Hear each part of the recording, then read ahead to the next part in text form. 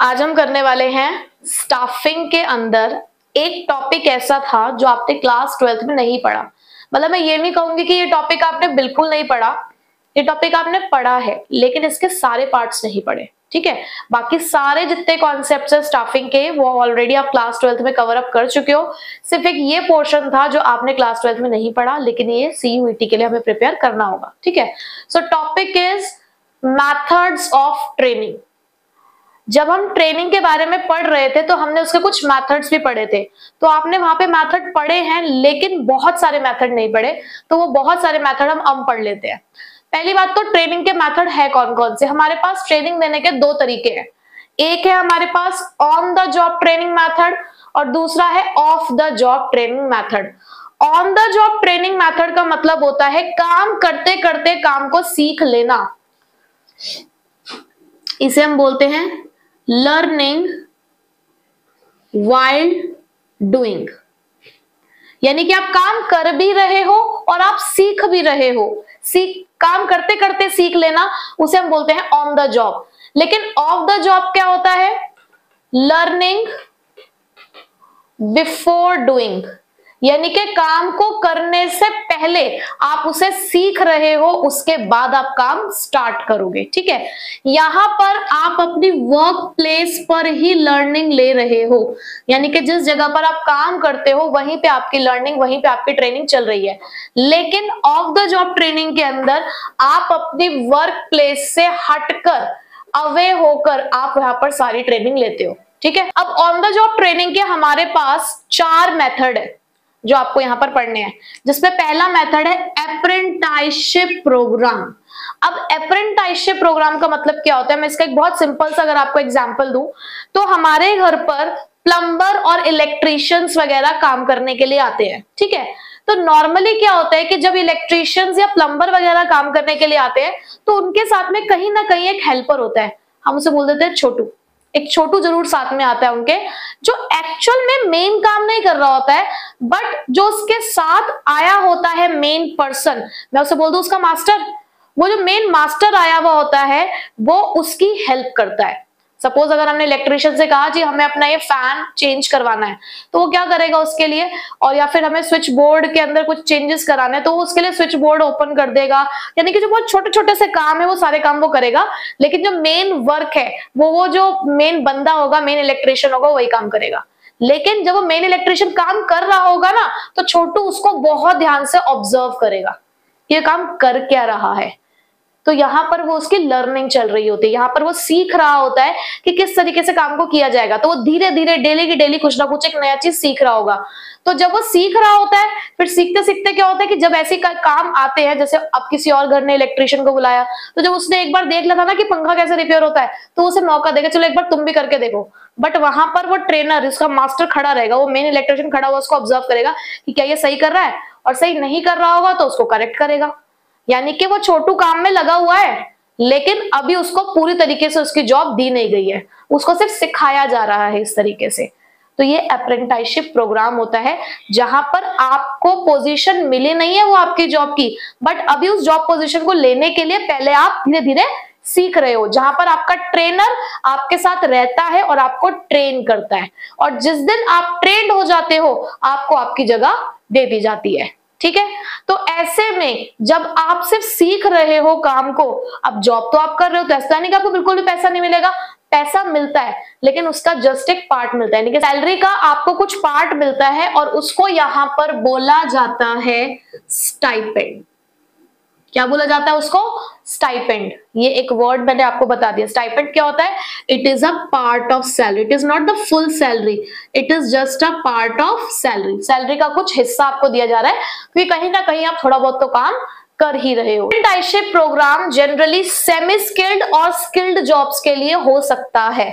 ठीक है, अगर आपको मतलब ट्रेनिंग देनी है तो अप्रेंटिसशिप प्रोग्राम हम अपने स्किल्ड और सेमी स्किल्ड जो हमारे वर्कर्स हैं उनके लिए ये वाला प्रोग्राम स्टार्ट कर सकते हैं। ठीक, उसके बाद आता है कोचिंग। अब कोचिंग क्या है?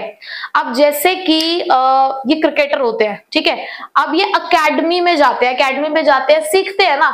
हमने एक गेम सिलेक्ट किया जी भाई हमें तो क्रिकेटर बनना है, तो अब क्रिकेटर बनने के लिए आपको क्या करना पड़ेगा? आपको लेनी पड़ेगी एक कोचिंग। यानी कि यहाँ पर आपको अपना एक ट्रेनर अपॉइंट करना होगा जो आपको आपका वो पूरा जो प्रोसेस है, पूरा जो कोर्स है, जो भी आपकी ट्रेनिंग है वो आपको कंप्लीटली वो ट्रेनिंग आपको प्रोवाइड कराएगा। वो आपको ये बताएगा कि इस जॉब में रहकर, जॉब कह लो या इस वर्क को कह लो, इस वर्क में रहकर आपको किस तरीके से अपने आप को प्रेजेंट करना है, आपके गोल्स कैसे होने चाहिए, किस तरीके से इस काम को आप टाइम पे अकम्प्लिश कर सकते हो। तो इस तरीके से वो आपको सारी ट्रेनिंग देगा। तो यहाँ पर क्या है, अब जैसे कि जो क्रिकेटर होते हैं इनकी ना कभी लर्निंग खत्म नहीं होती है। ये रोज मैच जब खेलते हैं ना तो उससे कुछ ना कुछ सीखते हैं। और क्या उनका कोच वहां पर अवेलेबल नहीं होता? क्या होता है ना। एक रेसलिंग भी जब हो रही होती है तो रेसलिंग के टाइम पे भी उस रेसलर का जो कोच होता है ना, जो मेंटर होता है, वो मेंटर वहां पर प्रेजेंट होता है उस टाइम पे, वो देख रहा होता है। तो हर एक फाइट से भी एक रेसलर कुछ सीख रहा है। तो वो काम कर तो रहा है, वो काम कर भी रहा है और वो सीख भी रहा है। ठीक है, तो ये होती है हमारी कोचिंग। कोचिंग मतलब जहां पर आप काम भी कर रहे हो और वहां पर आप सीख भी रहे हो। ठीक है, उसके बाद आता है इंटर्नशिप ट्रेनिंग। इंटर्नशिप ट्रेनिंग का मतलब क्या होता है, जैसे हमारे ना बहुत सारे कोर्सेज ऐसे हैं जो थ्योरेटिकल नॉलेज के साथ साथ प्रैक्टिकल नॉलेज भी डिमांड करते हैं। सपोज करो मैं एक एग्जांपल लेती हूँ एक डॉक्टर का। ठीक, एक डॉक्टर अपने सारे थ्योरी पेपर क्लियर कर ले ऑपरेशन थिएटर पे खड़ा करते हैं तो उसके हाथ कांप रहे हैं। क्यों? क्योंकि आपने कभी उसे प्रैक्टिस नहीं कराई। मुन्ना भाई एमबीबीएस सबने देखी होगी, है ना। उसने चीटिंग करके एग्जाम तो पास कर लिए, लेकिन जिस दिन वो उनकी क्लास चल रही थी और जब उससे कहा गया था कि ये पर्टिकुलर ऑर्गन्स को पॉइंट आउट करो या इसको निकाल के दिखाओ, तो भाई वो बेहोश होकर गिर गया। क्यों? प्रैक्टिकल नॉलेज नहीं थी। तो और डॉक्टर एक बहुत बड़ा रोल प्ले करता है हमारी लाइफ में। अगर ये गड़बड़ करेंगे तो हमारी जिंदगी तो पहली आधी हो चुकी है, हमारी लाइफस्टाइल्स की वजह से, कुछ आधी इनकी वजह से हो जाएगी। ठीक है, तो इसलिए ऐसे प्रोग्राम्स में इंटर्नशिप होती है कि आपने अपना थ्योरी पार्ट तो क्लियर कर लिया, अब उस थ्योरी पार्ट की प्रैक्टिकल नॉलेज लेनी है तो उसके लिए करो इंटर्नशिप। तो इसलिए इन्हें क्या बोला जाता है, हॉस्पिटल्स में जो इनके सीनियर डॉक्टर्स होते हैं उनके अंडर इनको लगाया जाता है। ये अपने सीनियर डॉक्टर्स को ऑब्जर्व करते हैं, सीखते हैं कि किस तरीके से काम को करना है। ठीक है, हमारा चार्टेड अकाउंटेंसी का कोर्स है, उसमें एक चार्टेड अकाउंटेंसी का कोर्स जो बच्चा कर रहा होता है वो क्या करता है, पहले अपने सारे पेपर क्लियर करता है। एक टाइम के बाद उसको एक आर्टिकलशिप करनी होती है। आर्टिकलशिप मतलब आपको थ्योरेटिकली सब कुछ पता चल गया कि वैल्यूएशन ऑफ स्टॉक कैसा होता है, फिक्स्ड एसेट्स पे कैसे डेप्रिसिएशन लगता है, आपको सब पता चल गया। और प्रैक्टिकली क्या है, तो उस प्रैक्टिकल नॉलेज के लिए उन्हें भी कंपनीज में भेजा जाता है कि जाओ काम करके आओ। ठीक है, तो इंटर्नशिप का मतलब क्या होता है, ये इंटर्नशिप आपको तब दी जा रही होती है जब किसी थ्योरी का आपको प्रैक्टिकल नॉलेज देना बहुत जरूरी है। ठीक है, तो हमारा जो बीबीए का कोर्स है, बीबीए के कोर्स से भी ऐसा होता है कि आपको एक टाइम के बाद कंपनीज में इंटर्नशिप के लिए भेजा जाता है ताकि जो रियल लाइफ सिचुएशन है बिजनेस की, आप उसको टैकल करना सीख सको। तो ये सभी क्या है, काम करते करते आप लोग सीख रहे हो। यहाँ पर भी आपको कुछ पार्ट मिलता है सैलरी का, उसको भी यहाँ पर स्टाइपेंड कहते हैं। ठीक है, उसके बाद आता है हमारा लास्ट जॉब रोटेशन। अब जॉब रोटेशन में क्या है कि भाई मुझे ना लोगों का प्रमोशन करना था, या हमारी एक टीम थी, टीम में से मुझे किसी एक पर्सन का प्रमोशन करना है। अब प्रमोशन करना है तो मुझे पहले उसको सिखाना है सारा काम। भाई अब जब हम सेल्स मैनेजर बना रहे हैं, मुझे सपोज करो सेल्स डिपार्टमेंट का एक सेल्स मैनेजर बनाना है। अब सेल्स स्टाफ में से मैंने किसी एक को सिलेक्ट किया, तो भाई सेल्स मैनेजर को ना अपने डिपार्टमेंट का सारा काम आना चाहिए। तो मैंने क्या किया, उस सेल्स पर्सन को उसकी जॉब को रोटेट करना स्टार्ट किया। रोटेट का मतलब शिफ्ट, एक जगह से दूसरी जगह, दूसरी जगह से तीसरी जगह, तीसरी जगह से चौथी जगह। क्यों? ताकि उसको हर एक एरिया की नॉलेज हो जाए।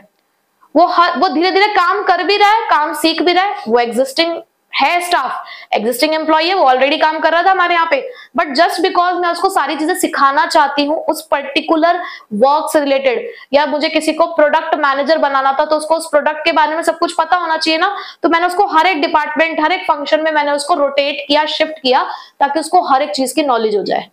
तो ये भी एक तरीका होता है लोगों को अपने यहाँ पर ट्रेन करने का। ठीक है, तो ये 4 मेथड थे हमारे ऑन द जॉब, जिसके अंदर वो काम करते करते सीख रहे हैं। ठीक है, क्लियर हो गए ऑन द जॉब मेथड्स। अब आते हैं हम ऑफ द जॉब ट्रेनिंग पे। अब ऑफ द जॉब का मतलब है कि यहां हम अब काम नहीं कर रहे हैं, हम पहले सीख रहे हैं। पहले सीखेंगे फिर काम करेंगे। ठीक है, तो पहला है क्लासरूम लेक्चर। ये क्या चल रहा है, क्लासरूम लेक्चर। कहीं ना कहीं आपको काम करना है, उस काम को करने से पहले आज आप यहां बैठ के पढ़ाई कर रहे हो, तो ये क्या है? ये आपका ऑफ द जॉब ट्रेनिंग है, ठीक है। इसके साथ में से ये बोल सकते हो कॉन्फ्रेंसेस। क्या होता है कि ऑर्गेनाइजेशन में कॉन्फ्रेंस मीटिंग्स अरेंज की जाती हैं कि भाई हम एक पर्टिकुलर प्रोजेक्ट पे काम करने वाले हैं और उस प्रोजेक्ट पे काम करने से पहले हमने बहुत सारी चीजों को सीखना होगा, तो उसको सिखाने के लिए हम लेक्चर्स ऑर्गेनाइज करते हैं, उन लोगों के लिए कॉन्फ्रेंसेस ऑर्गेनाइज करते हैं, टाइम टू टाइम प्रेजेंटेशंस उनको दिखाई जाती है ताकि उनको वो सब चीजें समझ आ सके, ठीक है। तो वहां उस पर्टिकुलर टाइम पीरियड के लिए काम रुक जाता है। तो काम रुक गया इसका मतलब आप काम नहीं कर रहे हो, आप पहले आराम से बैठ के सीख रहे हो प्रोग्राम को, उसके बाद आप काम स्टार्ट करोगे, ठीक। फिल्म्स का मतलब क्या होता है? देखो कई बार ना बहुत सारे ऐसी प्रॉब्लम्स होती हैं, बहुत सारी ऐसी चीजें होती हैं जो अदर टेक्निक से नहीं समझा जा सकती, लेकिन जब हम एक ऑडियो विजुअल डेमोन्स्ट्रेशन देते हैं लोगों को, ऑडियो विजुअल डेमोन्स्ट्रेशन मतलब जब स्क्रीन के ऊपर बहुत सारी चीजें दिखाई जाती हैं, वो एनिमेटेड वीडियोस चल रही हैं, उसके अंदर हम लोग चीजों को दिखा रहे हैं, तो वो जल्दी समझ में आती है। एक मुश्किल चीज भी बहुत आसानी से उसके थ्रू समझ में आ जाती है, ठीक है। तो इस तरीके से फिल्म्स वगैरह दिखाकर भी, ऑडियो विजुअल डेमोन्स्ट्रेशंस क्रिएट करके भी लोगों को ट्रेन किया जा सकता है, ठीक है। नेक्स्ट आती है केस स्टडी। ये केस स्टडी वर्ड आपके लिए नया नहीं है। केस स्टडी क्या होती है? देखो जितने भी हमारे रिसर्च स्कॉलर्स होते हैं, रिसर्च स्कॉलर्स मतलब जो रिसर्च वर्क करते हैं, आज हम कह रहे हैं कि भाई कोई एक प्रिंसिपल, हमने कहा कि ऑर्गेनाइजेशन में एक ऑर्डर प्रिंसिपल होता है, ऑर्गेनाइजेशन में डिवीजन ऑफ वर्क होता है, सेंट्रलाइजेशन है, डिसेंट्रलाइजेशन है, ये कैसे कह पा रहे हैं हम? कहीं ना कहीं इन सभी चीजों पे क्या हुई है? रिसर्च हुई है ना, केस स्टडी हुई है कि हमने देखा कि किसी ऑर्गेनाइजेशन, हमने दो ऑर्गेनाइजेशन पकड़े सपोज, ठीक है। एक ऑर्गेनाइजेशन में हमने एक ही बंदे को कहा कि भाई तू ही सारा काम करेगा, तू कर सारा काम। दूसरे ऑर्गेनाइजेशन में मैंने लोगों के स्किल्स के अकॉर्डिंग काम को बांट दिया। मैंने 5 लोगों को निकाला और 5 फंक्शन थे, 5 लोग निकाल लिए और 5 को उनके उनके स्किल्स के अकॉर्डिंग काम बांट दिया। तो मैंने ये देखा कि जहां पर मैंने काम को बांटा लोगों के स्किल्स के अकॉर्डिंग, वहां पर तो काम बहुत बढ़िया तरीके से हुआ, टाइम पे भी काम हो गया, रिसोर्सेज की वेस्टेज भी नहीं और स्पेशलाइजेशन मिला हमें। लेकिन जिस ऑर्गेनाइजेशन में मैंने एक ही बंदे को काम करने के लिए कहा था, या एक तीसरा ऑर्गेनाइजेशन था जहां पे मैंने काम बांटा तो सही लेकिन किसी को कुछ भी सौंप दिया, स्किल्स नहीं देखे, तो वहां काम हुआ तो सही लेकिन स्पेशलाइजेशन नहीं मिली, वेस्टेज हुई, टाइम पे काम नहीं हुआ। तो इससे ऑन एंड ऑल रिजल्ट क्या निकल कर आया कि भाई काम को बांटने से, स्किल्स के अकॉर्डिंग काम को बांटने से स्पेशलाइजेशन मिलता है। So this is case study. Case study means जहां पर हम रियल लाइफ प्रॉब्लम्स को टैकल करते हैं। हम देखते हैं कि यार पढ़ तो हमने लिया है पर एक्चुअल में क्या है, हम उसकी स्टडी करते हैं, ठीक। जो हमने सीखा क्या वो हम अप्लाई कर पा रहे हैं, क्या वो हमने सही सीखा है? तो केस स्टडी आपको क्या करती है? केस स्टडी आपको रियल लाइफ बिजनेस प्रॉब्लम से आपको बताती है कि किस तरीके से रियल लाइफ बिजनेस प्रॉब्लम को सॉल्व किया जाता है। हम उसके ऊपर प्रॉपर एक स्टडी करते हैं और जितने भी आपके पीएचडी वाले बच्चे होते हैं ना, ये ऐसे स्टडी करते हैं और इसके ऊपर एक थीसिस लिखते हैं। थीसिस मतलब इनकी राइटिंग्स होती है कि इन्होंने क्या फाइंड आउट किया, ठीक है। उसके बाद कंप्यूटर मॉडलिंग। अब कंप्यूटर मॉडलिंग क्या है? देखो आजकल वही सॉफ्टवेयर का जमाना है, एआई का जमाना है। जिस तरीके से अब एआई से क्या हो गया, सब कुछ इतना आसान हो गया ना। ये आपका एक नया और निकल के आया था, चैट जीपीटी। जो भी आपकी प्रॉब्लम है, जो भी आपका टॉपिक है, आप उसमें डालते हो, आपको सॉल्यूशन मिल जाता है। कहीं ना कहीं इससे सब कुछ खत्म कर दिया ना, दिमाग का इस्तेमाल तो बिल्कुल खत्म करता जा रहा है। लोगों के दिमाग को बिल्कुल ठप कर देगा ये एक दिन पे, क्योंकि हम अपने दिमाग का इस्तेमाल करना ही बंद कर देंगे, क्योंकि हमें जब सॉल्यूशन ऐसे ही मिल गया बिना कुछ करे तो हम क्यों करेंगे। तो कंप्यूटर मॉडलिंग जो है ना, कंप्यूटर मॉडलिंग का मतलब एक सॉफ्टवेयर है। सपोज ये एक सॉफ्टवेयर है जो आपको कंप्यूटराइज तरीके से चीजों को सिखा रहा है। एक कार बनती है तो जब एक कार को मैन्युफैक्चर किया जाता है तो क्या ऐसी होता है कि बस हम उसको, कार को सारे लोग मिलते हैं और मैनुअली कार को जोड़ना शुरू करते हैं? पहले एक स्ट्रक्चर डिजाइन होता है, एक स्ट्रक्चर डिजाइन होता है, कार किस तरीके से असेंबल होगी, कौन कौन से उसके अंदर पार्ट्स जुड़ेंगे, वो सब चीजें देखी जाती हैं। तो ये जो स्ट्रक्चर डिजाइन होकर हमारे सामने निकल कर आता है, ये एक सॉफ्टवेयर पे वर्क होता है। तो वो क्या एक तरीके की कंप्यूटर मॉडलिंग, कि हम पहले उस पे वर्क कर रहे हैं कि हमें करना क्या है। हमने एक सॉफ्टवेयर के थ्रू काम करना शुरू किया कि पहला स्टेप क्या होगा, दूसरा स्टेप क्या होगा, तीसरा स्टेप क्या होगा। पहले हम वो स्टेप सीख रहे हैं उस कंप्यूटर सॉफ्टवेयर के ऊपर, और उसके बाद जाकर हम उस पर काम करना शुरू करेंगे। एक घर बनता है तो उसका एक मैप बनाया जाता है ना, सबसे पहले एक मैपिंग होती है, नहीं होती है? एक आर्किटेक्ट का काम क्या होता है? घर का ढांचा बनाना, आपको बताता है ना किस तरीके से काम करना है। तो वो एक तरीके से क्या है, एक तरीके से आप एक कंप्यूटर मॉडलिंग कर रहे हो। कंप्यूटर मॉडलिंग मतलब आप कंप्यूटर के थ्रू उस चीज की ट्रेनिंग ले रहे हो कि हमें क्या करना है, किस तरीके से करना है। ठीक है, बंद हो गया क्या ये?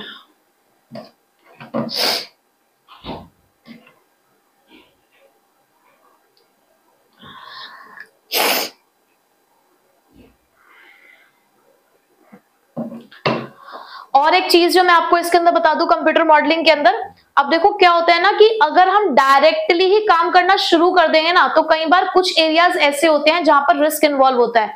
तो हम लोग पहले कंप्यूटर मॉडलिंग के थ्रू उन रिस्क को देख लेते हैं कि क्या रिस्क एसोसिएटेड है इस प्रोजेक्ट के साथ।